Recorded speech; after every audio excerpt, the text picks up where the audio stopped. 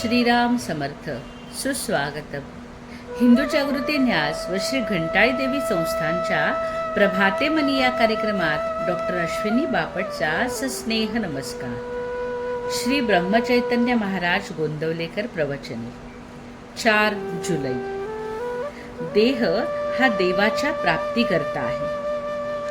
एकदा असे झाले की एका साधूकडे चोरांनी चोरी केली. ते पळून जात असताना शिष्यानी पाहिले. तेव्हा चोरांना धरून त्या शिष्यानी खूप चोप दिला. हे त्यांचे करणे गुरुला समजले. तेव्हा त्या चोरांना आणून गुरुने त्यांच्या अंगाला तेल वगैरे लावून स्नान घातले आणि त्यांना पंचपक्वान्नाचे भोजन दिले. हे असे काय करता म्हणून शिष्याने गुरुला विचारले. तेव्हा त्याने शिष्यांना सांगितले की तुम्ही तरी काय करता? सर्वजण देवाच्या घरी चोरी करीत आहेत. आपण आपल्याला त्याने हा जो देह दिला आहे तो देवाची प्राप्ती करून घेण्यासाठी म्हणून दिला, परंतु आपण ते न करता त्याच्यापासून विषय चोरतो आहोत की नाही. म्हणून विषयात आसक्ती न ठेवता आपण मनापासून देवाची भक्ती करावी. आपण सर्वांनी मी भगवंताकरिता आहे असे मनाने समजावे. सर्व ठिकाणी भगवंतच भरला आहे अशी मनाची पक्की खात्री झाल्यावर मग द्वैत आपोआप नाहीसे होऊन जी एकाग्रता साधते तीच खरी समाधी होय. संत काय करतात? आपण चुकीची वाट चालत असताना अरे तू वाट चुकलास अशी जागृती आपल्याला देतात आणि खरा मार्ग दाखवतात. ते सदा सर्वदा समाधी सुख भोगीत असतात आणि नेहमी भगवंताविषयीच सांगत असतात. भगवंताच्या लीला पाहणाऱ्यांनाच खरा आनंद मिळतो. आपण एक दाणा शेतात पेरावा आणि त्याबद्दल 1000 दाणे घ्यावे, ही भगवंताची लीला आहे. भगवंताच्या ठिकाणी जे आहे ते सर्व आपल्या ठिकाणी आहे.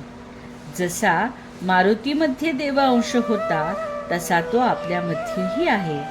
त्याने तो फुलविला, आपण तो झाकून विझवला.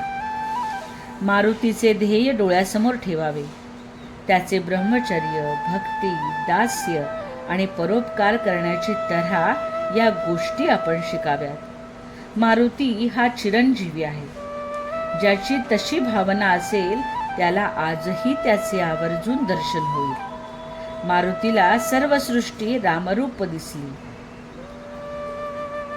हेच खरे भक्तीचे फळ आहे. उपासक देहाला विसरला की उपास्य मूर्तीमध्ये त्याला जिवंतपणा अनुभवायला येऊ लागतो. माझ्या देवाला हे आवडेल का अशा भावनेने जगात वावरावे. हाच सद्गुणच उपासनेचा मुख्य हेतू होय. भगवंत दाता आहे. तो माझ्या मागे आहे. तो माझे कल्याण करणार आहे. ही जाणीव झाली की जे मिळेल ते भगवंताच्या इच्छेने मिळाले ही भावना होऊन आहे त्या परिस्थितीमध्ये समाधान मिळेल.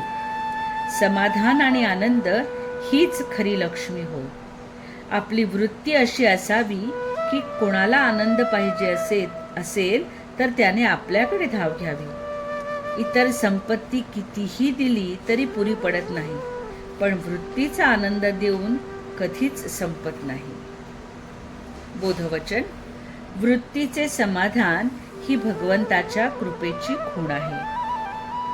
मंडळी, रामरायाचे आणि श्री घंटाळी देवीचे आशीर्वाद आपल्या कुटुंबावर अक्षय राहो.